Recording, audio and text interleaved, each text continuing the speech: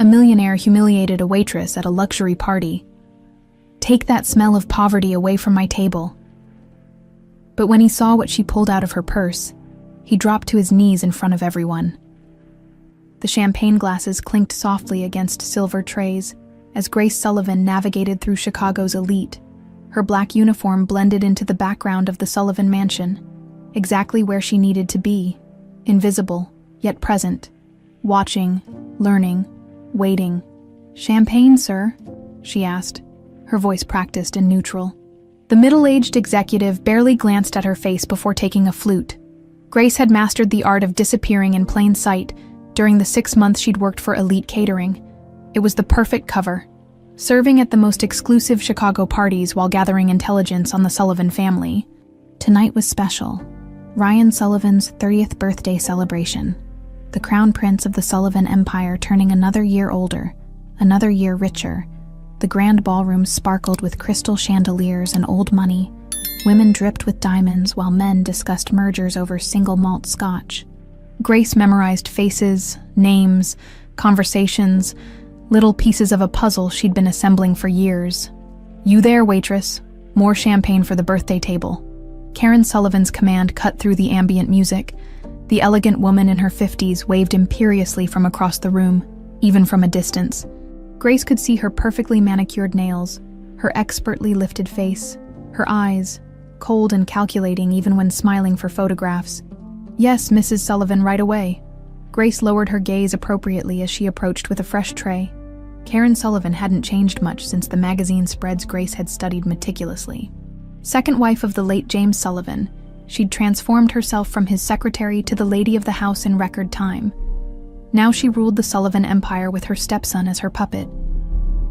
"My boy deserves only the best on his special day," Karen announced to the table of VIPs, her hand possessively on Ryan's shoulder. 30 years.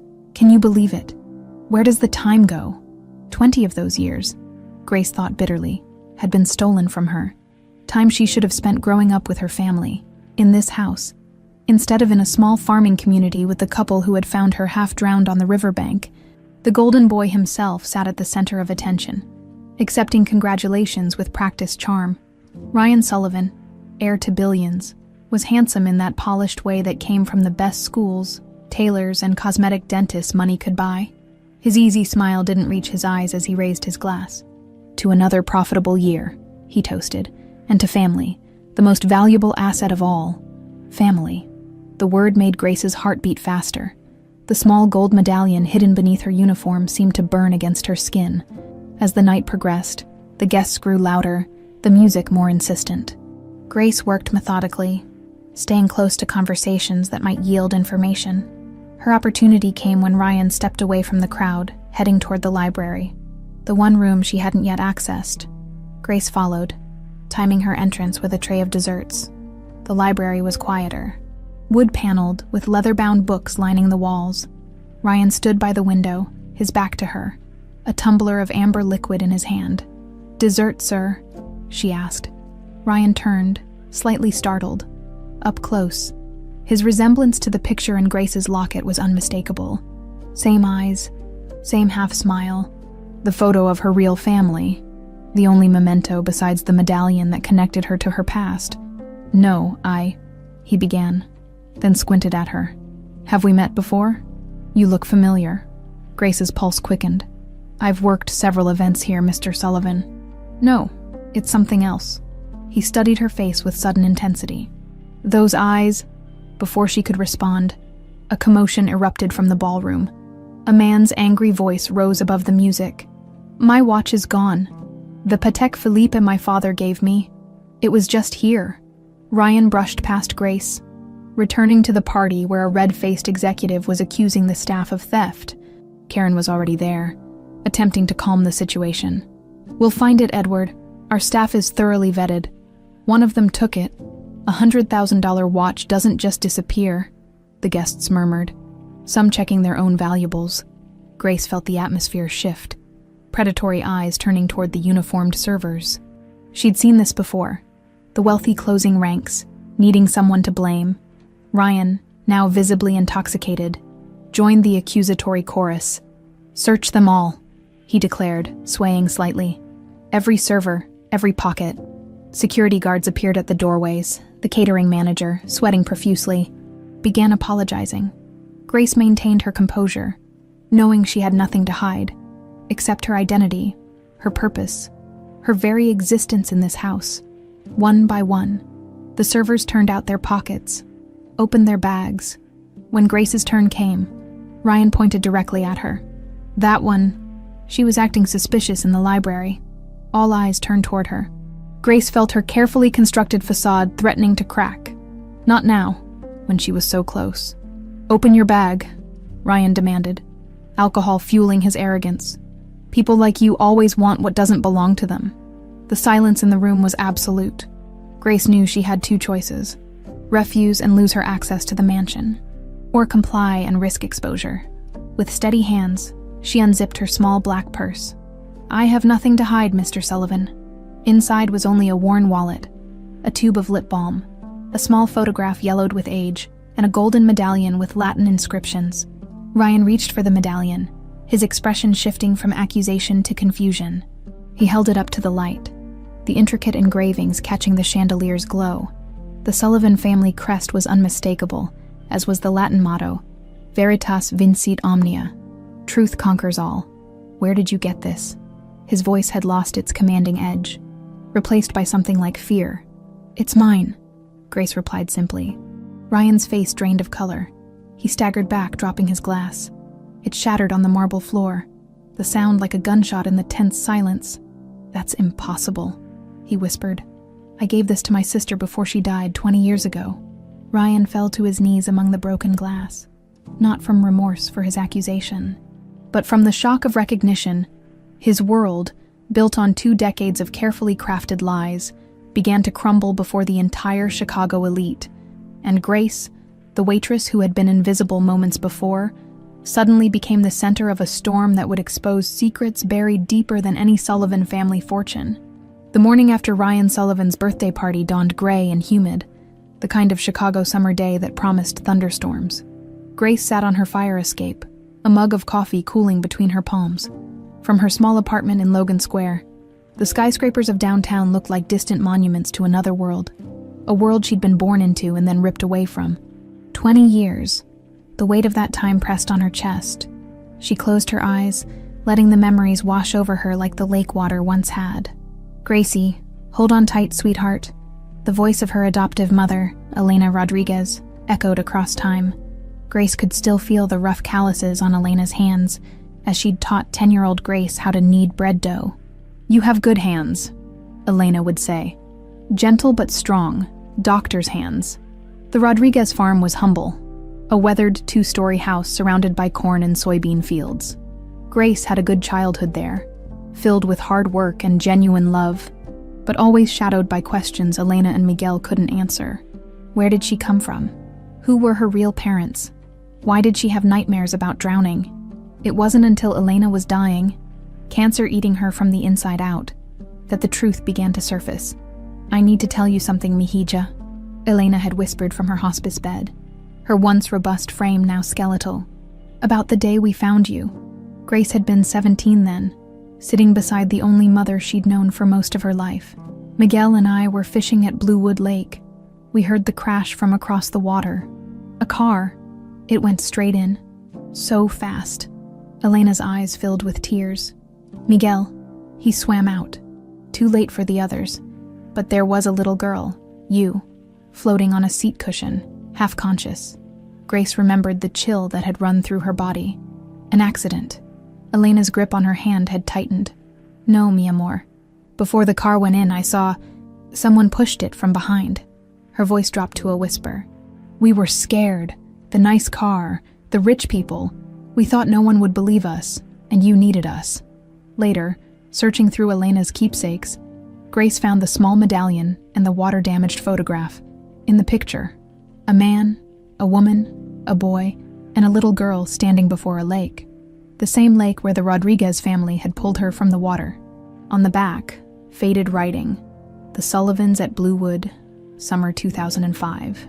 It had taken months of research, of piecing together old news clippings about the tragic accident that had claimed the lives of James Sullivan's first wife and their daughter. Only, Grace wasn't dead.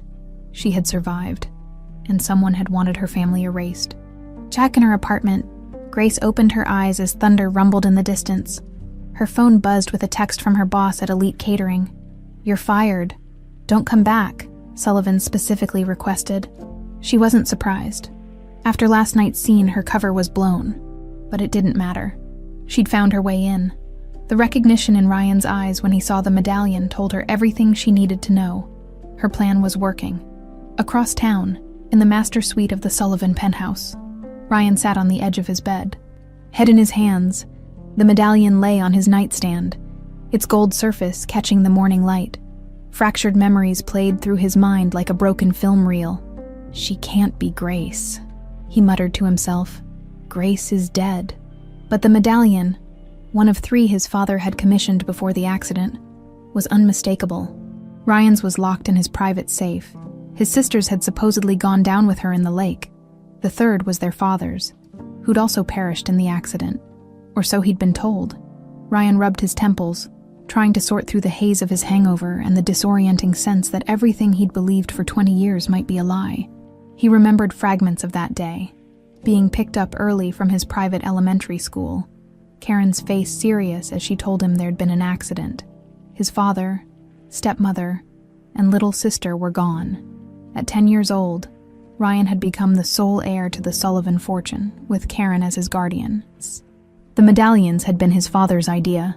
"So no matter where we are in the world," James Sullivan had told his children, "we'll always be connected."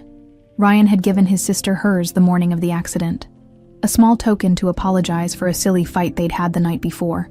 A knock at his door interrupted his thoughts. "Ryan, darling," Karen's voice was honey smooth. "Are you up? We need to discuss what happened last night." She entered without waiting for his response, immaculate as always in a cream St. John suit.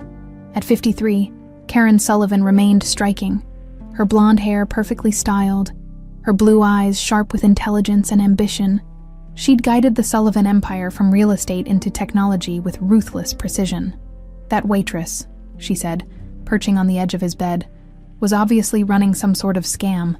These gold diggers get more creative every year." She picked up the medallion. "A good replica, I'll grant her that." Ryan took the medallion back, turning it over in his palm.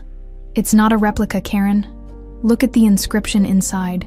To G, with love always, R. I wrote that myself. This is Grace's medallion." "Impossible." Karen's smile didn't falter, but her eyes hardened. "Perhaps you mentioned the inscription to someone once. Someone who could have passed that information along. I never told anyone." "Ryan." Karen's voice took on the patient tone she'd used when he was a child. "Your sister and father died 20 years ago. I identified the bodies myself. This girl is playing you, using your grief, your guilt." "What guilt?" Ryan asked sharply. Karen sighed. "You always blamed yourself, darling, for fighting with Grace the night before, for not being with them that day." She placed a manicured hand on his cheek. "I've spent 20 years trying to help you move beyond that tragedy."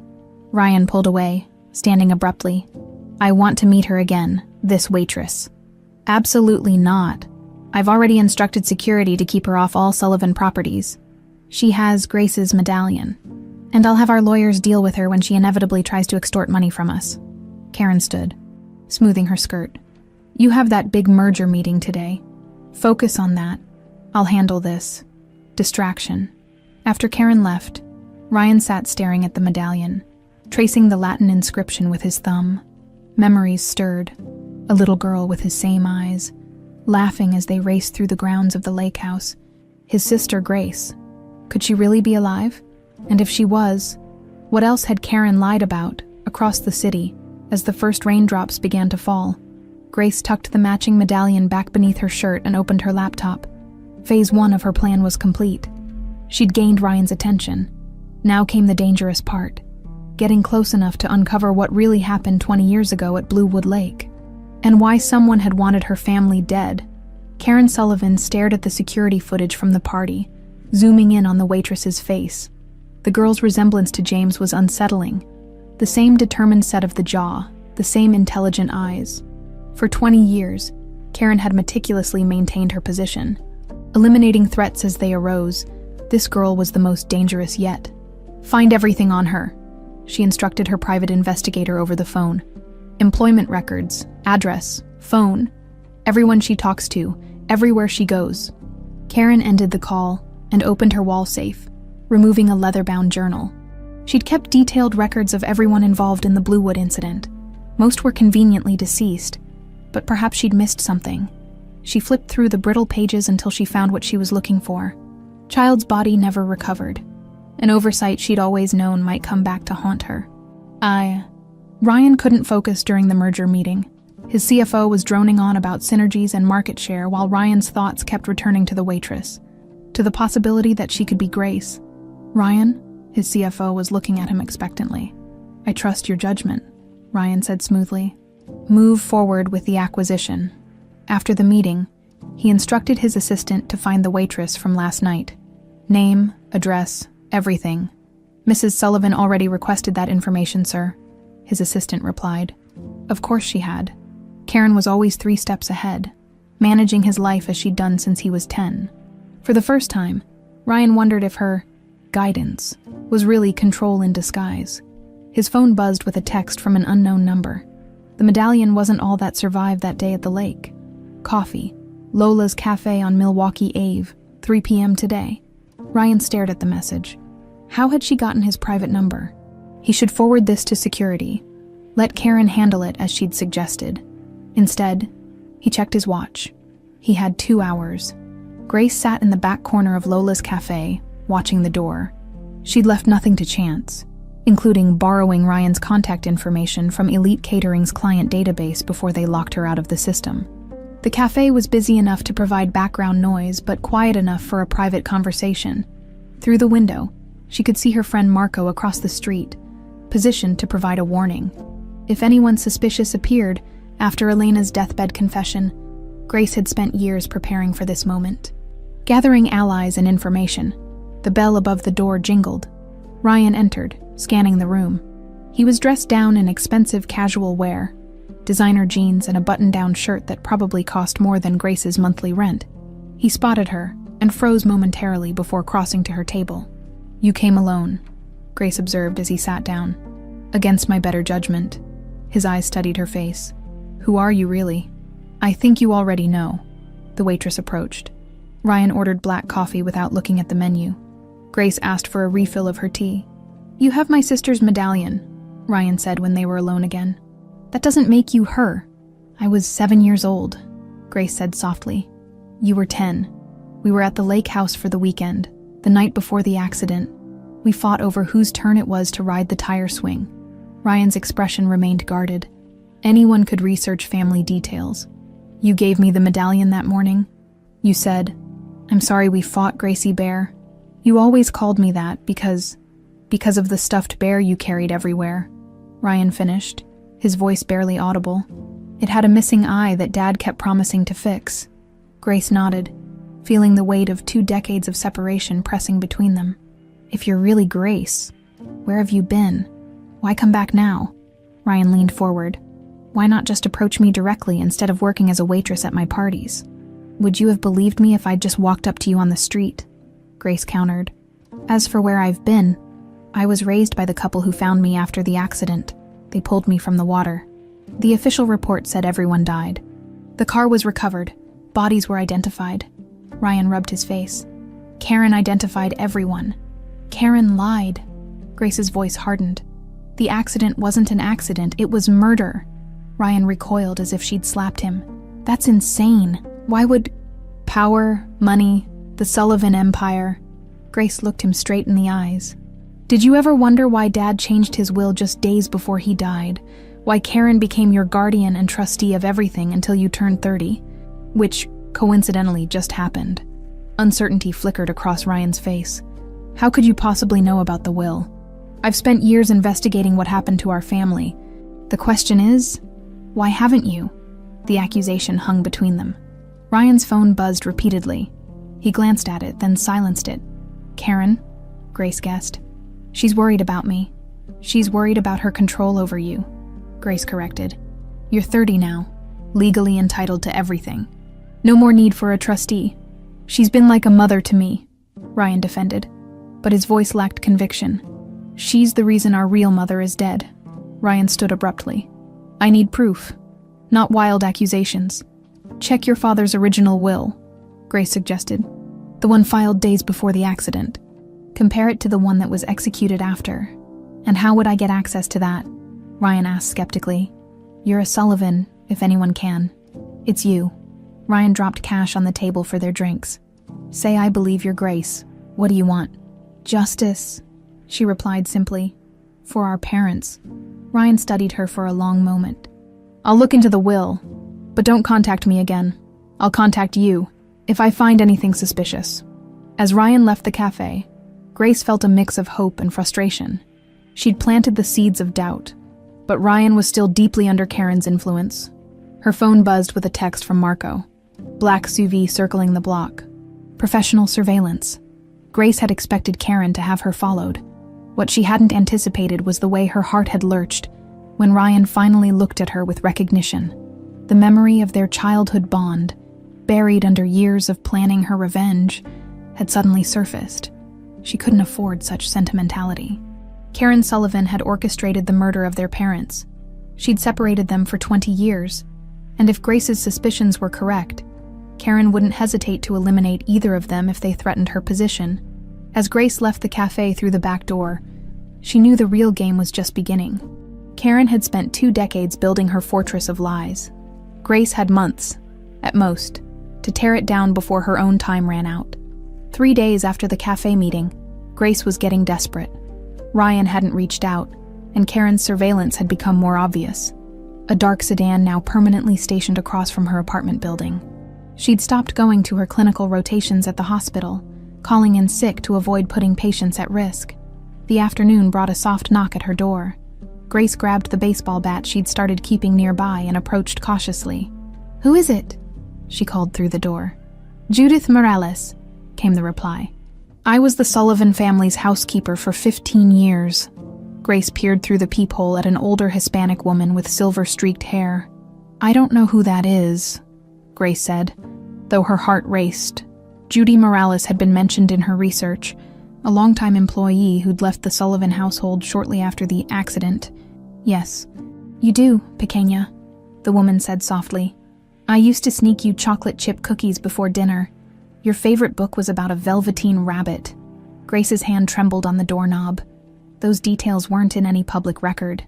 She opened the door a crack, keeping the chain on. How did you find me? Gerald, the old driver who recognized you at the party. He contacted me. Judy's eyes, warm but weary, studied Grace's face. Dios mío, you look just like your mother. Grace hesitated, then closed the door to remove the chain and let the woman in. She checked the hallway before shutting the door again. Mrs. Sullivan has people watching me, Grace explained. Karen has never stopped watching any of us, Judy said grimly, setting her purse down. She made sure everyone who knew the family before the accident was either paid off or scared off. But not you.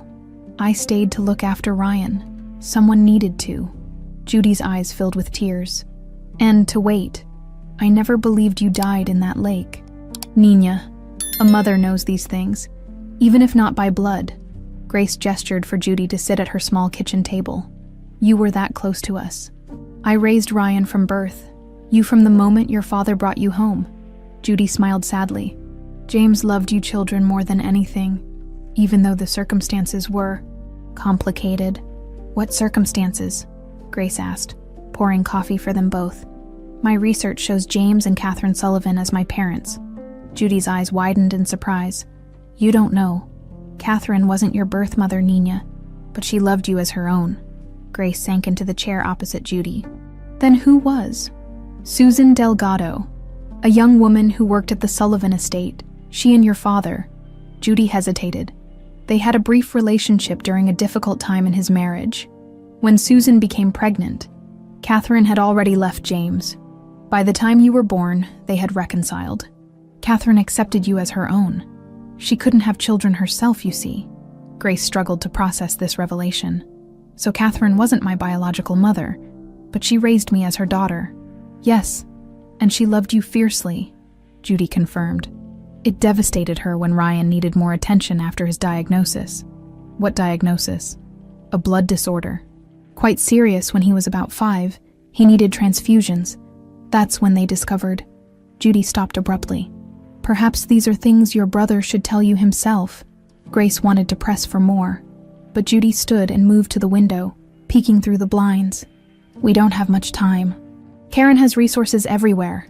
She returned to the table and slid a small flash drive across to Grace. Photos, documents I've collected over the years, things that never made sense about the accident. Like what? Like how James called me the morning it happened, sounding worried. He said he discovered something about Karen, something that changed everything. He was going to tell Catherine that day. Judy's voice dropped. He was going to fire Karen and change his will again. Grace picked up the flash drive. I need to get this information to Ryan. Be careful, Judy warned. Ryan has been under Karen's influence for 20 years. She's been mother, mentor, everything to him. Breaking that bond won't be easy. He hasn't contacted me since we met at the cafe, Grace admitted. I'm running out of time and options. I may be able to help with that. Judy smiled. I still have friends at the mansion. Ryan has been asking questions, searching his father's office, going through old files. So he believes me. Hope flickered in Grace's chest. He's doubting Karen, which is a start. Judy reached across the table and took Grace's hand. There's something else you should know. The medallions. They're more than just sentimental. James had them made with a purpose. What purpose? The 3 medallions together form a key of sorts. To what? I don't know. But James was very specific about who received them and how they were to be kept. A key knock at the door made both women jump. Grace signaled for Judy to be quiet as she crept to the peephole. Standing outside was a white-haired man in a chauffeur's uniform. Gerald, Grace called softly. Miss Grace, we need to move quickly, the old driver replied. Mrs. Sullivan's men know Mrs. Morales came here. They're on their way. Grace grabbed her emergency bag, packed months ago for this very scenario, and helped Judy to her feet. Where will you go? Judy asked. I have a safe place, Grace assured her. Can you get a message to Ryan for me? Yes, but be careful what you say. Karen has his phones monitored. Grace scribbled a note on a piece of paper. Tell him to check his father's study, behind the painting of Bluewood Lake. Father always kept his most important documents there. As Gerald hurried them down the back stairs of the apartment building, Grace felt a strange mix of fear and exhilaration. For the first time since she'd begun this journey, she had allies who had known her parents, who could help piece together the truth. But Karen was closing in. The game was becoming more dangerous by the hour. Ryan sat in his father's study at the Sullivan mansion, surrounded by old documents. He'd spent days combing through financial records, looking for discrepancies that might support Grace's claims. What he'd found disturbed him deeply. The original will, filed 3 days before the accident, had indeed been different. It named Catherine Sullivan as Ryan's guardian, with James's brother Michael as trustee. The revised will, executed after the accident, named Karen as both. More troubling were the financial transfers that occurred in the weeks following his family's deaths, massive sums moving through shell companies, eventually consolidating power for Karen at Sullivan Enterprises. Ryan rubbed his tired eyes. Could Karen really have orchestrated the deaths of his family for money and power? It seemed too monstrous to believe. And yet, the evidence was mounting. He touched the medallion he now kept with him at all times. If that waitress really was Grace, if his sister had somehow survived, what else might be true? A soft knock interrupted his thoughts.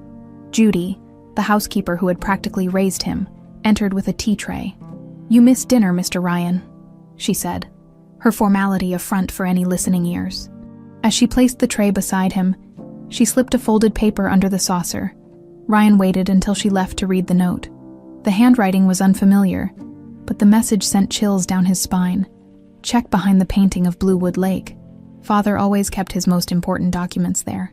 Only family would know that his father called that particular hiding spot his insurance policy. Never before had Ryan been so tempted to use the private investigator Karen had hired to find this waitress. Not to stop her, but to talk to her again. Because deep down, in the place where childhood memories still lived, Ryan was beginning to believe she really was Grace, his sister, the final piece of his family that had been stolen from him. And if she was right about Karen, they were both in grave danger.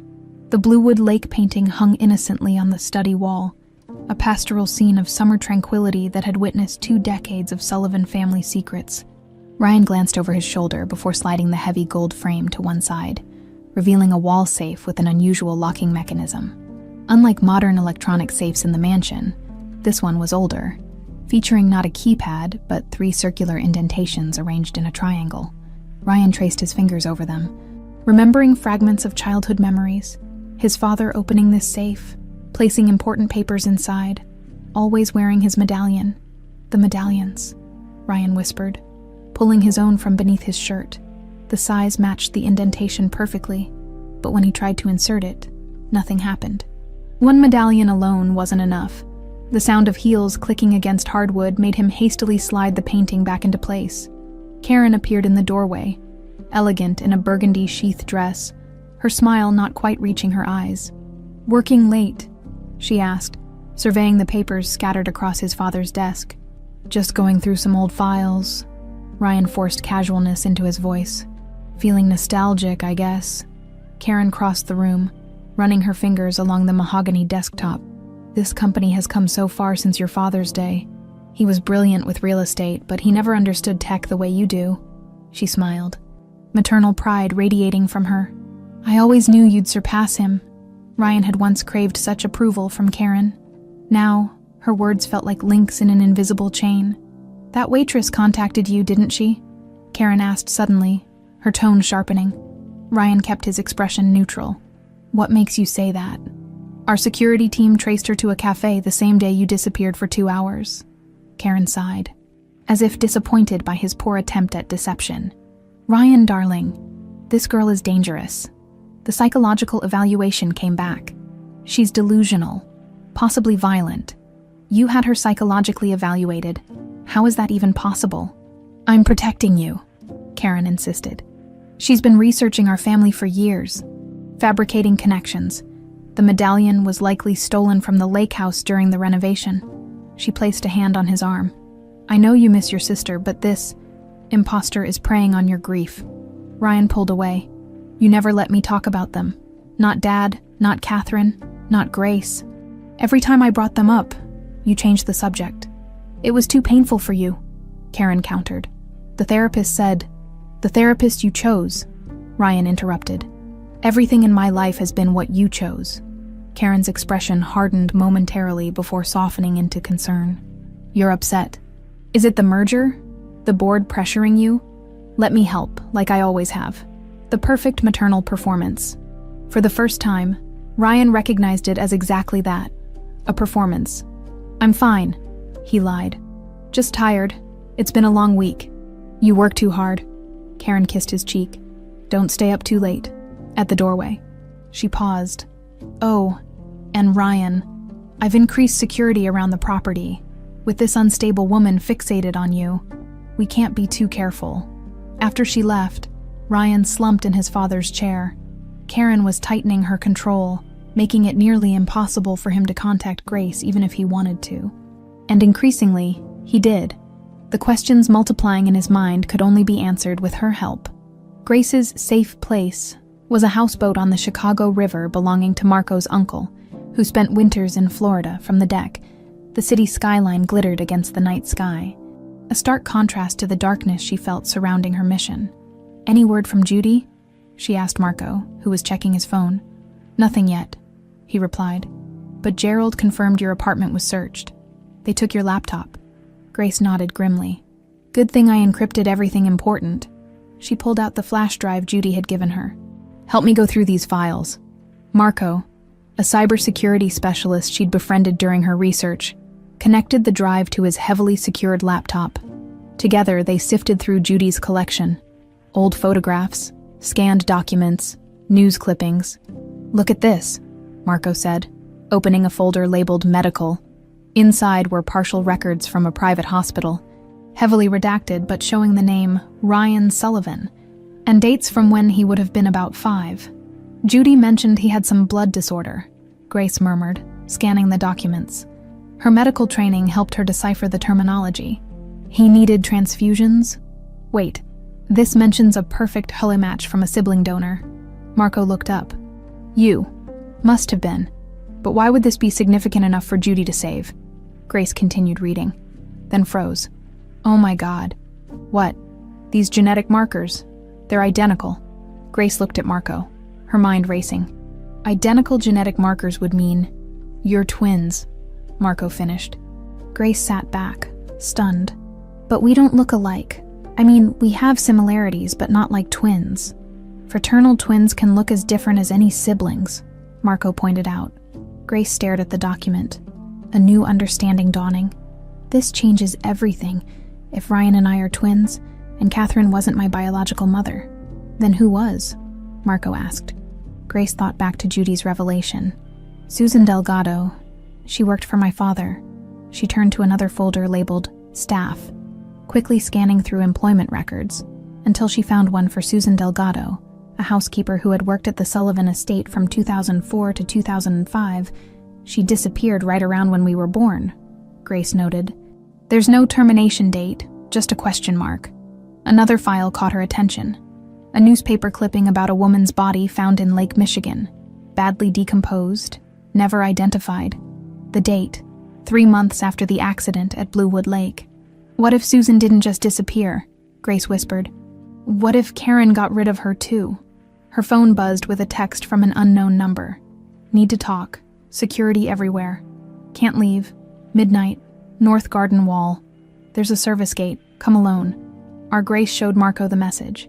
It's obviously a trap, he said immediately. Karen probably has his phone. Or maybe he found a way to contact me without her knowing. Grace bit her lip. I have to risk it. This might be my only chance to tell him what we've found. And about the medallions being a key. To what, though? Whatever my father wanted to protect? Whatever was worth killing for. Grace tucked the flash drive into her pocket. I need you to drop me 2 blocks from the mansion. I'll approach on foot. If I'm not back in 2 hours, contact the journalist we met last month. Give her everything we have. As they prepared to leave, Grace studied one last photograph from the flash drive.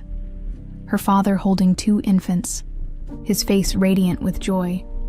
The truth of her origins, her connection to Ryan, felt both strange and right. The medallion seemed heavier against her skin, its purpose now clearer. Whatever secrets lay behind that painting in her father's study, she was determined to uncover them, even if it meant walking into Karen Sullivan's web. On the other side of the city, in a medical facility few knew existed, a nurse adjusted an IV drip for a long-term patient. The woman in the bed was thin, her once beautiful face gaunt from years of medically induced unconsciousness. Monitors beeped steadily, measuring vital signs that had remained unchanged for 2 decades. The nurse checked her phone, a text from her employer requesting an update. She typed a quick response. Patient stable. No changes. As she sent the message, she failed to notice the patient's right index finger twitch slightly. The first voluntary movement in 20 years. On the bedside table sat a framed photo of twin infants, their faces barely visible beneath the thick layer of dust. Grace pressed herself against the stone wall surrounding the Sullivan estate, heart pounding. The midnight air carried a chill unusual for summer, as if nature itself sensed the danger ahead. She'd circled the property twice, confirming Marco's suspicions. Security had been dramatically increased, with guards patrolling the perimeter every 15 minutes. The service gate Ryan had mentioned was half hidden behind overgrown ivy, its hinges rusted from disuse. Grace checked her watch. 11:58 p.m. If Ryan was coming, it would be soon. The soft crunch of approaching footsteps made her freeze. A beam of light swept across the wall near her position. Too soon for the next patrol. Grace crouched lower, considering retreat, when the gate creaked open just enough for a whispered voice to reach her. Grace. She hesitated. It sounded like Ryan, but she couldn't see his face. How do I know it's really you? She whispered back. The Velveteen Rabbit, came the reply. It was your favorite book, Mom. Catherine. Read it to you every night. A detail only family would know. Grace slipped through the narrow opening into a shadowy garden path. Ryan stood there, tension evident in his rigid posture. We don't have much time. Karen's having me watched. I disabled the cameras in this section for 15 minutes. A technical glitch. You believe me now? Grace asked, studying his face in the dim moonlight. I'm starting to. Ryan led her deeper into the garden, away from the walls. I found financial records, discrepancies in the accident report, and the safe behind Dad's painting. It needs 3 medallions. I tried mine alone, but it didn't work. They have to be used together, Grace confirmed. Judy told me. She also told me something else. About Susan Delgado. Ryan's steps faltered. Who? Our biological mother. Grace watched his expression carefully. Catherine wasn't my birth mother, Ryan. She wasn't yours either. We're twins. Ryan stared at her, stunned. That's impossible. We don't even look alike. Fraternal twins? I found your medical records from when you were 5. The blood disorder. I was your donor. The perfect HLA match. That's why they tested us. They must have discovered we were twins then. Ryan shook his head, processing this bombshell. So my mother, Catherine, she wasn't. She raised us both as her own, Grace said gently. But our biological mother was Susan Delgado, a housekeeper at the estate. She had an affair with Dad when he and Catherine were separated. And what happened to her, to Susan? She disappeared after we were born. There was a Jane Doe found in Lake Michigan 3 months after the accident. I think Karen might have... A sharp crack echoed from the main house. Like a door being thrown open, Ryan grabbed Grace's arm, pulling her behind a stone bench as a beam of light swept across the garden. Mr. Sullivan, a male voice called out. Security protocol requires us to check on you, sir. Mrs. Sullivan's orders. We need to move, Ryan whispered. There's something else I need to show you. They crept along a garden path that wound behind hedgerows until they reached a small greenhouse. Ryan unlocked it with a key from his pocket, ushering Grace inside. The air was humid, heavy with the scent of orchids and exotic plants. Dad's private sanctuary, Ryan explained, moving toward the back where a potting bench stood. I started coming here again after our meeting at the cafe, trying to remember things. Details from before the accident. He lifted a loose floorboard beneath the bench, revealing a metal box. I found this yesterday. Inside was a sealed envelope addressed to My Children in faded ink, and a small leather journal. I haven't opened them yet, Ryan said. It didn't feel right without you. Grace touched the envelope with trembling fingers. Dad's handwriting. They both jumped at the sound of the greenhouse door opening. Ryan barely had time to slide the box back under the floorboard before Karen appeared, security guards flanking her. Well, Karen said, her voice dangerously soft. Family reunion. She looked impeccable despite the late hour, wearing a silk robe over pajamas, hair perfectly arranged. The guards' flashlights illuminated Grace and Ryan, catching them in twin beams like animals in headlights. How did you find us? Ryan demanded. Karen smiled thinly. Did you really think I wouldn't have a backup system for the cameras? Or that I wouldn't notice when you disabled them? She turned to Grace. And you, breaking and entering is a serious crime. Shall we add that to identity theft and attempted extortion? She is Grace, Ryan said firmly. My sister. Oh, Ryan. Karen's voice dripped with false sympathy. She's manipulated you so thoroughly. This woman isn't your sister. Grace Sullivan died 20 years ago. Then why are you so threatened by me? Grace challenged. Threatened, Karen laughed, the sound brittle in the humid air. I'm concerned for Ryan's well-being. You're clearly unstable and potentially dangerous. She nodded to the guards. Remove her from the property and call the police. No. Ryan stepped between Grace and the approaching guards. This is my house too. She's my guest. Actually, Karen said coldly, it's not your house yet. The trust doesn't fully transfer until the paperwork is processed next week. I'm still legally responsible for Sullivan Properties. She smiled, shark-like. A detail your father insisted on. One of the guards grabbed Grace's arm. She twisted away, years of self-defense training kicking in as she moved to escape. Her elbow connected with his sternum, and he doubled over, gasping. The second guard lunged for her. Ryan intervened, shoving him off balance. In the confusion, Grace bolted for the door. Stop her! Karen commanded. Grace ran through the garden, adrenaline propelling her toward the service gate. Behind her, shouts and footsteps grew closer.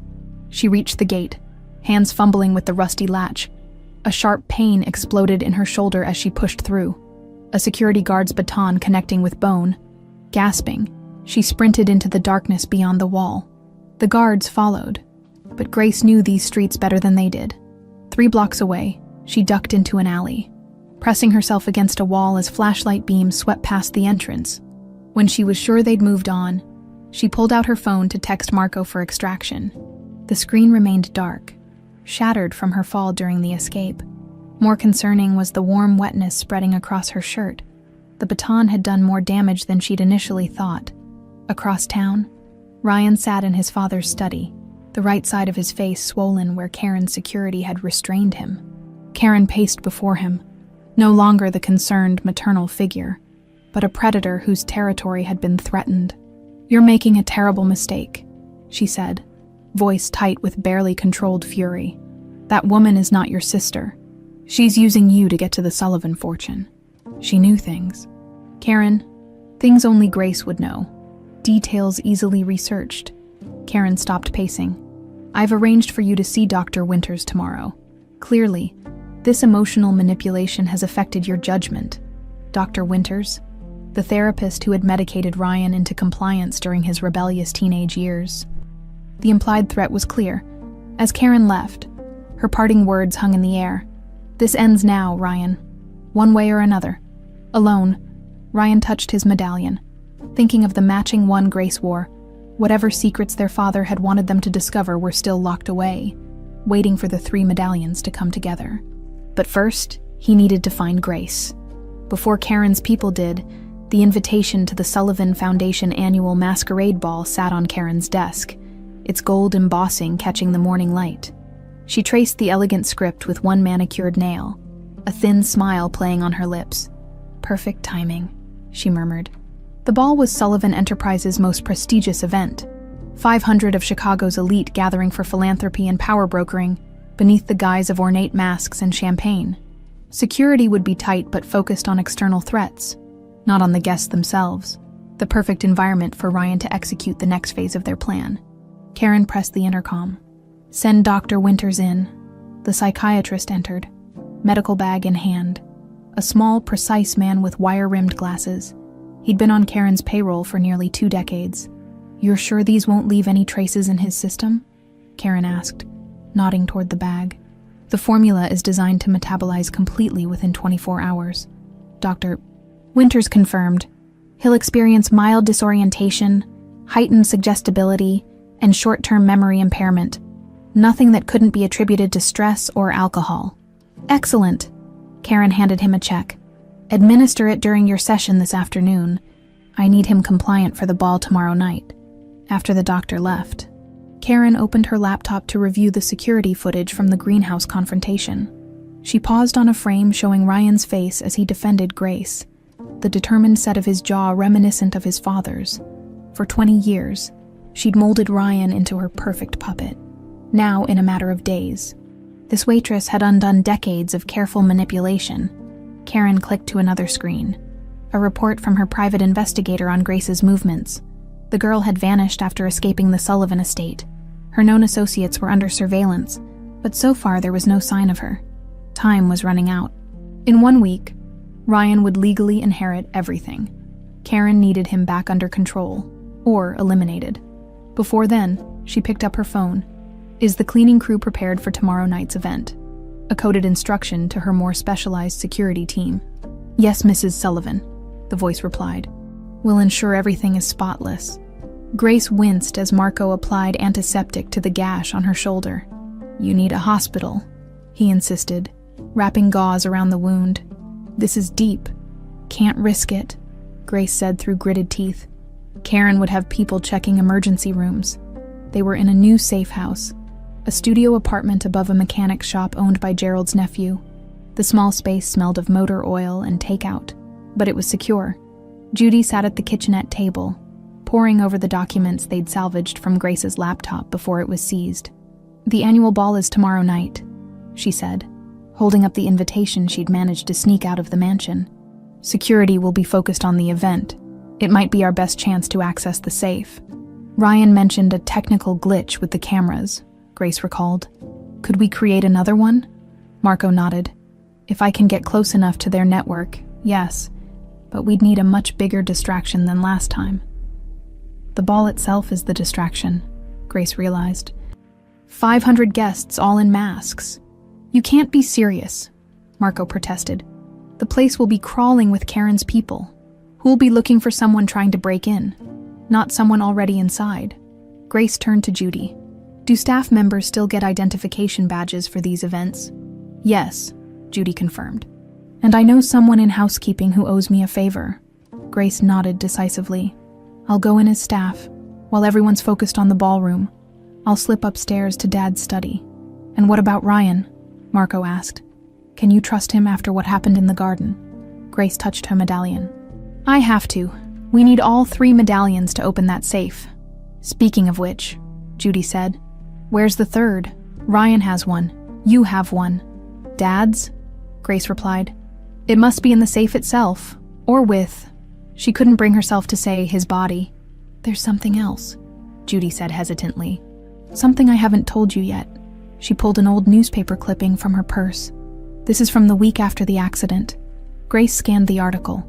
A small piece about James Sullivan's funeral. One line stood out. Mr. Sullivan was buried with family heirlooms, including his signature gold medallion. We need to get into that safe tomorrow night, Grace said firmly. Whatever Dad was trying to protect, whatever made Karen kill him and our mother, it's in there. Marco squeezed her good shoulder. And if you get caught, Grace looked at the burner phone on the table, her lifeline to the outside world since her own phone was destroyed. Then you release everything we have to the journalist. Make sure the world knows what Karen Sullivan did. The night of the ball arrived with a summer storm, lightning occasionally illuminating the Sullivan mansion's imposing facade.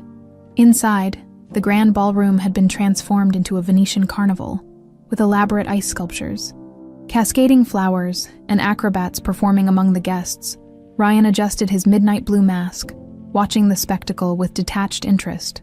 Since his session with Dr. Winters yesterday, he'd felt strange, foggy, compliant, his usual sharp focus dulled. You look handsome, Karen said, appearing beside him in a crimson gown, her mask studded with rubies. How are you feeling? Fine, Ryan responded automatically. Just tired. The medication Dr. Winters prescribed will help you sleep after the event. Karen patted his arm. I'm so glad you recognized how that woman was manipulating you. Family has to stick together, don't we? Ryan nodded vaguely. Family. The word triggered something. A memory of the greenhouse, of Grace's face in the moonlight, of a metal box beneath floorboards. But the memory slipped away as Karen led him toward a group of investors across the ballroom. A server in the catering staff's black uniform collected empty champagne flutes. Grace kept her head down, the simple black mask covering just enough of her face to pass casual inspection. She'd spent the day memorizing the staff rotation schedule Judy had procured, identifying the perfect 15-minute window when she could slip away. 3 floors above, Marco worked quickly in a maintenance closet. Having gained access through a service entrance using Gerald's old passkeys, he connected his laptop to the security system's secondary control panel. I'm in, he whispered into his earpiece. Ready when you are. In her ear, Grace heard his confirmation. On my way, she murmured, placing her tray on a service table and moving toward the grand staircase. A security guard stationed at the bottom glanced at her. Grace held up the bathroom passes all staff received, giving him a harried look that any service worker would recognize. He nodded, letting her pass. As she climbed the stairs, Grace felt the weight of the medallion against her skin. So close now. In her pocket, a small leather pouch contained tools for accessing the safe if Ryan's medallion couldn't be obtained. She reached the 3rd floor without incident, slipping down the hallway toward James Sullivan's study. The door was locked, but Marco had anticipated this. Through her earpiece, he guided her through using a small electronic device to bypass the modern keycard system. Inside the study, Grace moved directly to the painting of Bluewood Lake. The ornate frame slid aside easily, revealing the safe with its 3 circular indentations. She pressed her medallion into one of them.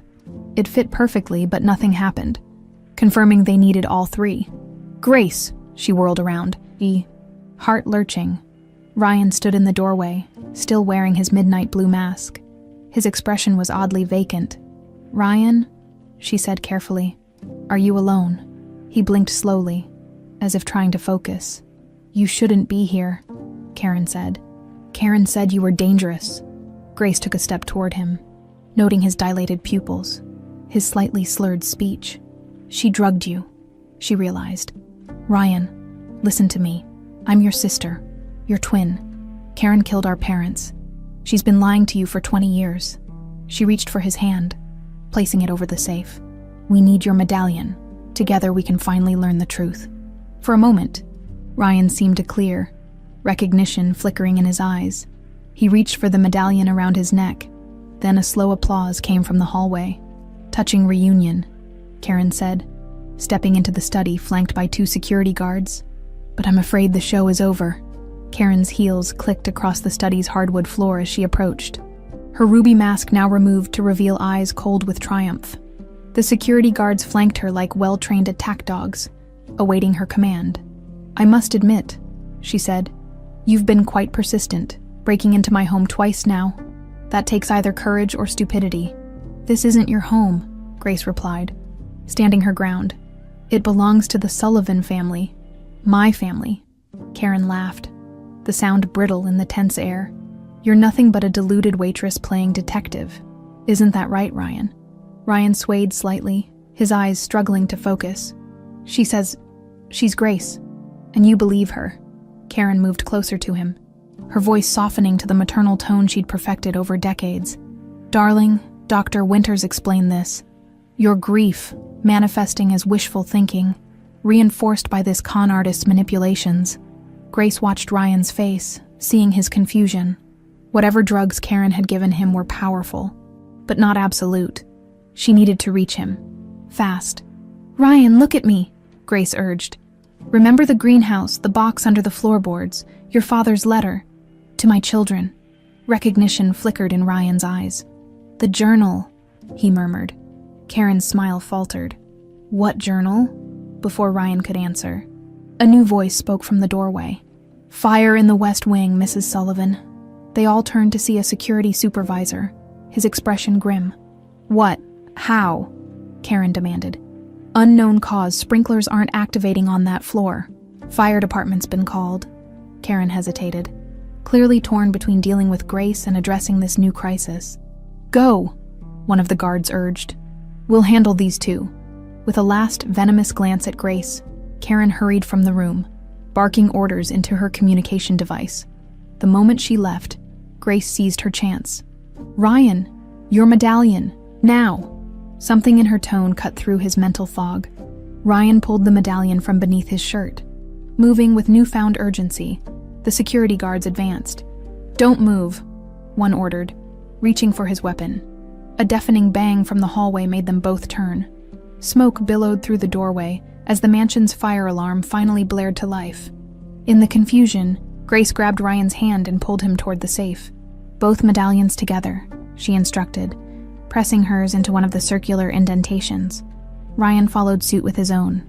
2 soft clicks, but the safe remained closed. "We need the third," Ryan said, clarity returning to his eyes as adrenaline fought the drugs in his system. The guards recovered from their momentary distraction. "Step away from the wall," one commanded, drawing his gun. The smoke was thickening, making it difficult to see. From somewhere down the hall came shouts and the sound of breaking glass. "What about the journal?" Grace asked urgently. From the greenhouse. Recognition dawned on Ryan's face. He reached into his jacket, withdrawing the small leather-bound book they'd found beneath the floorboards. "Dad's journal. I've been carrying it since that night." The armed guard took aim. "Last warning." Grace grabbed a heavy crystal paperweight from the desk and hurled it at the light switch. The room plunged into darkness, illuminated only by the strobing emergency lights from the hallway. In the confusion, she shoved Ryan toward the adjoining bathroom. "Go," she yelled. "The window." Ryan stumbled into the bathroom with Grace right behind him. She slammed the door and locked it just as the guards began pounding on the other side. The bathroom window overlooked a section of sloped roof. Without hesitation, Grace forced it open. "We need to get to the West Wing," she said. "Marco staged that fire as a distraction. He'll have the third medallion." Ryan stared at her. "How could your friend have the third medallion?" It was buried with Dad. Trust me, Grace pleaded, as the bathroom door shuddered under the guard's assault. Ryan nodded once, then squeezed through the window onto the roof. Grace followed, wincing as her injured shoulder protested. The cool night air was a shock after the smoky heat of the house. They navigated the sloping roof carefully, making their way toward the west wing where orange flames were now visible through several windows. Guests and staff streamed from the mansion's main entrance below, the masquerade ball forgotten in the panic. There, Ryan pointed to a maintenance access door that led from the roof into the west wing. Inside, the smoke was thicker, but concentrated toward the ceiling. They crouched low, moving through the service corridor until they reached the library, a smaller, more intimate space than James Sullivan's formal study. Marco was waiting, face covered with a cloth mask. "Took you long enough," he called, relief evident in his voice. "I've got about 3 minutes before this section becomes too dangerous." "Please tell me this wasn't a literal fire," Grace coughed, joining him at the ornate marble fireplace that dominated one wall. "Controlled burn," Marco assured her. "Smoke machines for effect. The real flames are confined to some old furniture in an empty room." He pointed to the fireplace. "This is why we're here." The massive marble mantel featured an inlaid design, 3 interlocking circles, identical to the pattern on their medallions. Dad's study wasn't the only place with a safe, Ryan realized, running his fingers over the smooth stone. Marco nodded. Gerald remembered James Sullivan spending hours in this room before the accident. Said he was putting his affairs in order. Grace examined the fireplace more closely. "There's an indentation here, behind the loose brick." Working together, they removed the brick to reveal a small hidden compartment. Inside was a velvet pouch. Ryan withdrew it with trembling hands and emptied the contents into his palm. The 3rd medallion, identical to the other 2, but for the inscription JS. "We need to get back to the study," Grace urged. "Too risky," Marco countered. "Karen will have that place locked down by now." He pointed to the fireplace again. "Look closer." Ryan ran his hands along the marble, finding a nearly invisible seam. With careful pressure, a section of the fireplace swung inward, revealing a hidden passage. "The old servants' corridors," Marco explained. "They run throughout the original section of the mansion." They crawled into the narrow passage, using Marco's flashlight to navigate the dusty tunnel until they reached another brick wall. "This should put us directly behind Dad's study," Ryan whispered, working together. They loosened several bricks, creating an opening just large enough to squeeze through. On the other side was a small alcove hidden behind a bookcase in James Sullivan's study. The main room was dark and empty, the guards having moved on to search elsewhere. Through the window, they could see fire trucks arriving, emergency lights painting the grounds in surreal flashes of red and blue. "Quickly," Grace urged, moving to the painting of Bluewood Lake. Together, they positioned all 3 medallions in their respective indentations on the safe. A series of mechanical clicks followed, and the heavy door swung open. Inside was a single document folder and a small leather case. Ryan reached for the folder while Grace took the case. She opened it to find an old USB drive and a handwritten note. The truth about Sullivan Enterprises, Karen Sullivan, and the accident at Bluewood Lake. Ryan unfolded the document with shaking hands. "It's Dad's original will," he said, scanning the pages. "Dated 3 days before the accident, and there's more. Medical records, birth certificates." His face paled as he read further. "Grace, this confirms everything. We are twins. Susan Delgado was our biological mother. And listen to this. In the event of my death, Susan Delgado is to receive full custody of both children, with financial provisions as outlined in Section 4. Susan was supposed to get custody of us," Grace whispered. "Not Karen," Ryan continued reading, his expression darkening. "There's a letter here. Dad suspected Karen was embezzling funds, using Sullivan shell companies for money laundering. He was planning to go to the authorities the day after the accident." The sound of approaching voices in the hallway cut their discovery short. "We need to go," Marco urged. "Now." Grace tucked the leather case into her pocket. "Bring the documents." As they retreated toward the hidden passage, a small spark arced from an exposed wire where one of the bullets had hit a wall fixture. The spark caught on the heavy drapes, which began to smolder. Within seconds, a genuine fire was spreading through the study, far more dangerous than Marco's controlled distraction. "Hurry," Grace called, helping Ryan gather the remaining documents as flames licked up the walls, consuming decades of Sullivan family history, and with it, Karen's carefully constructed web of lies. Dawn broke over Chicago with a hazy orange glow, the sun struggling through smoke that still lingered from the Sullivan Mansion fire. News helicopters circled above, capturing footage of blackened windows and charred stonework. Despite the fire department's best efforts, the East Wing, including James Sullivan's study, had been destroyed. In the back of Gerald's weathered pickup truck, Grace, Ryan, and Marco huddled beneath a tarp, the documents from the safe clutched protectively against their chests. They had escaped through the servants' passages just as the fire spread beyond control, slipping past the chaos of emergency responders and panicked guests. "Where to?" Gerald asked from the driver's seat, his weathered hands steady on the wheel despite the night's dangers. "Mercy Regional," Grace replied. The small private hospital on Chicago's outskirts had appeared repeatedly in the documents, a facility owned by a Sullivan subsidiary with only one permanent patient. Ryan scanned the medical records they'd recovered. Patient SD, maintained in medically induced coma since 2005, funded through private account 447S. SD, Grace repeated. Susan Delgado. The realization hung between them. Their biological mother might still be alive. "The account authorization form has Karen's signature," Ryan noted, examining another document. "She's been paying to keep Susan unconscious for 20 years. Not just unconscious," Grace said grimly, reviewing a physician's notes with her medical training. "These drug protocols aren't standard for coma patients. They're designed to prevent neural recovery while maintaining basic life functions." Ryan's face hardened. Karen wasn't just hiding Susan. She was keeping her as insurance, proof she could reveal or destroy depending on what served her interests. Marco, monitoring police scanners on his phone, interrupted. "Karen's reported both of you missing, possibly kidnapped by staff involved in the fire. There's an APB out with your descriptions." Gerald took a sharp turn onto a side street. "We'll need a different vehicle. I've got a buddy with a delivery van. No windows in the back."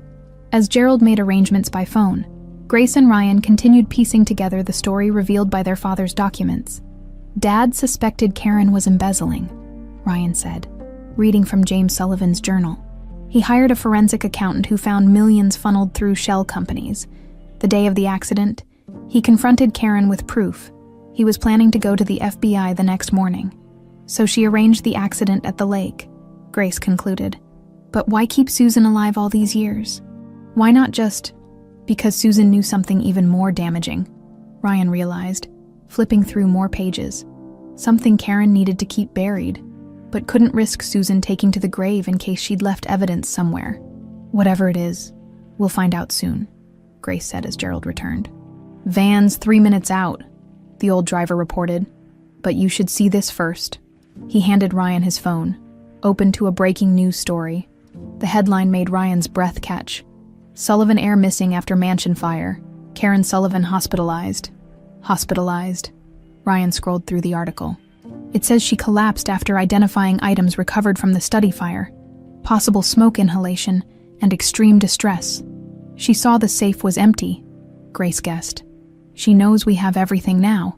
"Good," Ryan said with unexpected vehemence. "Let her suffer for a change." Mercy Regional Hospital projected an air of faded luxury, once state-of-the-art facilities now showing signs of neglect. The reception desk was staffed by a single elderly attendant who barely glanced up from her crossword puzzle. "Private patients wing is closed to visitors," she said automatically. Marco stepped forward, presenting hospital administration credentials he'd created during the drive. "System maintenance. Annual review." The attendant squinted at the badge, then shrugged. "Sign in." They passed through empty corridors, following the building maps toward the private wing. The silence was eerie. The facility clearly operated with minimal staff. "Security camera," Marco whispered, pointing to a device mounted in a corner. "Working, but outdated. Probably records to an on-site system rather than cloud storage." They reached a secured door marked "Authorized Personnel Only." Ryan used the access code found in Susan's patient file. The lock disengaged with a soft click. Inside was a small ward with 8 private rooms, only one showing signs of occupation. Through a glass observation window, They saw a thin woman connected to various monitoring devices, her once dark hair now streaked with gray. "That's her," Grace whispered, her heart pounding. "That's our mother." A nurse exited the room, startled to find them in the corridor. "Who authorized you to be here?" she demanded. Ryan stepped forward. "I'm Ryan Sullivan. This is my sister Grace. We're here to see our mother, Susan Delgado." The nurse's eyes widened in recognition. "Mr. Sullivan, I was told you might visit eventually." Her gaze shifted nervously between them. "But there are protocols." Mrs. Sullivan's explicit instructions. "Mrs. Sullivan no longer makes decisions for the Sullivan family," Ryan said firmly, presenting the legal documents they'd recovered. "As of my 30th birthday last week, I control all Sullivan assets, including this facility." The nurse hesitated, then nodded. "She's been on the same regimen for years, stable, but unresponsive." "What about recently?" Grace asked, her medical training prompting a specific line of questioning. "Any changes in readings, reflexes, eye movement?" The nurse paused. "Actually, yes. Minor changes in her EEG patterns this past month. I reported it, but was told to maintain the current protocol. We'd like to see her alone," Ryan said, his tone making it clear this wasn't a request. Inside the room, the steady beep of monitoring equipment provided a rhythmic backdrop to their approach. Susan Delgado lay still, her face gaunt but preserving hints of the beauty captured in old photographs. The resemblance to Grace was unmistakable. "She's been like this for 20 years, Grace whispered, checking the medical charts. She examined the IV bags, recognizing the cocktail of sedatives. "These are keeping her under. Without them, she might wake up." Ryan touched his mother's hand, thin with prominent veins, but warm with life. "Can we safely stop them?" Grace nodded. "Not all at once, but we can start reducing the dosage. It would take days, maybe weeks for her to fully regain consciousness." A small object on the nightstand caught Ryan's attention, a framed photograph half hidden behind medical supplies. He picked it up, wiping away the thick layer of dust. "Look at this," he said, showing Grace the faded image of Susan holding twin infants. Around her neck hung a medallion identical to their own. Grace's eyes widened. The nurse said there were changes in her brain activity recently. What if she's been aware on some level, trapped inside her own body all these years? As if in response, Susan's fingers twitched slightly. "Did you see that?" Ryan asked, incredulous. Grace quickly checked the monitors. Her EEG is showing increased activity. She leaned closer to Susan's face. "Mom, can you hear us?" Another twitch, more pronounced this time. "It's impossible," Ryan whispered. "The drugs in her system. Unless she's been building a tolerance over time," Grace theorized. "Or someone's been reducing her dosage without documentation." They watched in amazement as Susan's eyelids fluttered. Her right hand moved again, fingers curling inward as if trying to grasp something. Grace noticed a subtle bulge beneath Susan's curled fingers. Gently, she lifted the nearly rigid hand to reveal a small object clutched in her palm. A medallion, identical to their own, but with different inscriptions. She's had it all this time, Grace realized. Dad's medallion, the third piece. Ryan carefully extracted the medallion from his mother's grip. "How is this possible?" Karen said Dad was buried with it. "Another lie," Grace said bitterly. She must have given it to Susan as some kind of twisted trophy, a reminder of what she'd taken from her. Susan's eyes fluttered open briefly. Unfocused but undeniably conscious, her lips moved, attempting to form words. "Save your strength," Grace soothed, stroking her mother's hair. "We're here now. We found you. Give," Susan managed, her voice barely audible after decades of disuse. "Rest now," Ryan urged, blinking back tears. "You're safe." Susan's eyes opened again, this time fixing on Grace's face with sudden clarity. Recognition flashed across her features, followed by the ghost of a smile before exhaustion pulled her back into unconsciousness. Natural sleep now, not the chemically induced prison of the past 20 years. Grace checked the monitors again. "Her vital signs are strengthening. She's fighting her way back." Marco appeared in the doorway, his expression urgent. "We need to move. Karen's private security just arrived in the parking lot." "How?" Ryan demanded. "I thought she was hospitalized. Doesn't mean she can't make phone calls." Marco replied grimly. "We've got minutes at most." Grace looked at her mother's frail form. "We can't move her. Not in this condition." Ryan made a swift decision. "Marco, take Grace and the evidence somewhere safe. I'll stay with our mother." "No way," Grace protested. "We just found each other. I'm not leaving either of you." "Listen to me," Ryan insisted. "Karen's been controlling this narrative for 20 years. The only way to end this is to expose everything. The embezzlement, the attempted murders, keeping Susan prisoner. But if she gets those documents back, she'll destroy them and us." The sound of voices in the corridor grew louder. "Go," Ryan urged. "Do what I never had the courage to do. Take Karen down. I'll protect Mom." With a final glance at the mother she'd just found, and the brother she'd only begun to know, Grace reluctantly followed Marco toward the service exit, the precious evidence clutched against her chest and the third medallion safely in her pocket. Behind them, Ryan Sullivan, heir to billions, prisoner of lies for 20 years, took his mother's hand and prepared to make his final stand against the woman who had stolen everything from them. 1 year after the fire that changed everything, the Sullivan estate had undergone a transformation as profound as the family itself.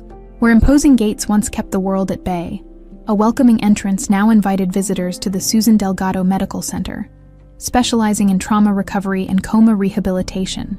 Grace Sullivan stood at the window of what had once been her father's study, watching autumn leaves dance across the renovated grounds. At 36, she wore her white physician's coat, with the same quiet confidence that had once helped her blend in as a waitress.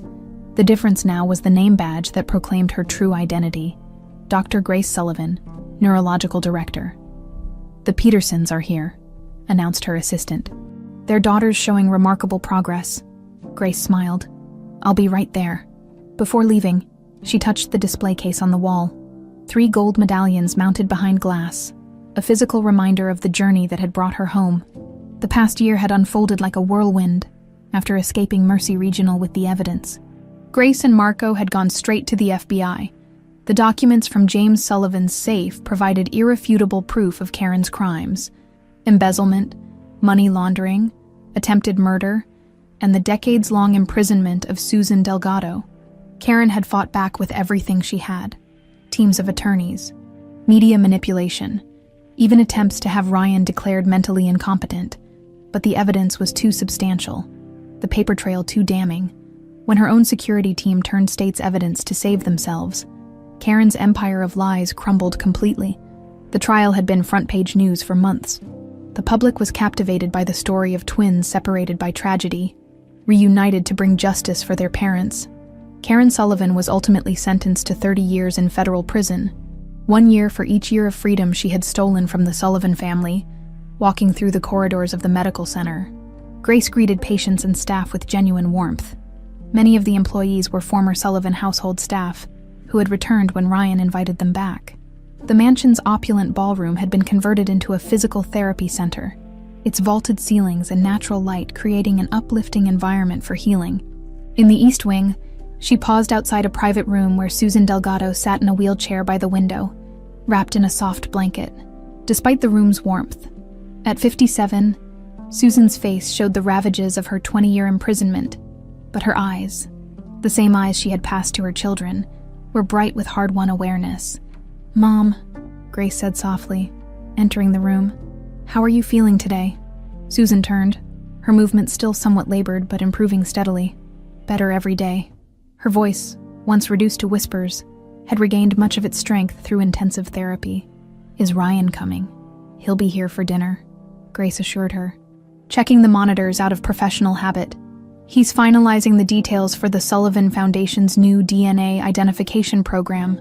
Susan's smile held a mother's pride. "He's so much like his father. The good parts, the determination to make things right." The journey back to full consciousness had been arduous for Susan. Decades of medically induced coma had taken their toll on her body and mind. There were still blank spaces in her memory, nightmares that woke her screaming, days when words slipped away like water. But there were also moments of crystal clarity, of connection with the children she'd been forced to abandon. "I spoke with the research team this morning," Grace said, adjusting her mother's blanket. "The treatment protocol we developed based on your case is showing promising results with 3 other long-term coma patients. Susan squeezed her daughter's hand. Something good from something terrible. That had become the family motto. Finding purpose in pain. Healing from horror. The Sullivan fortune. Once used to build skyscrapers and acquire companies. Now funded innovative medical research and reunited missing children with their families. Miss Sullivan. A nurse appeared at the door. Your brother's online too. He says it's important. Grace excused herself and took the call at the nurse's station. We got him, Ryan said without preamble, his voice taut with emotion. The driver Karen hired to run our parents off the road. FBI found him in Argentina. Grace closed her eyes, absorbing the news.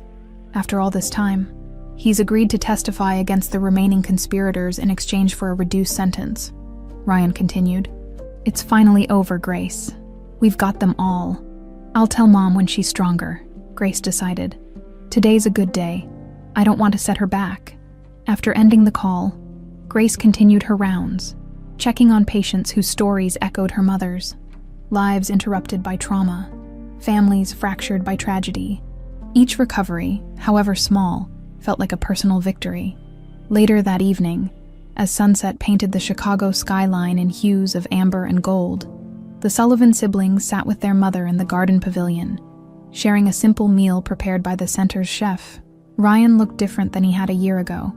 The carefully maintained corporate appearance replaced by a more casual style, his face softened by genuine happiness.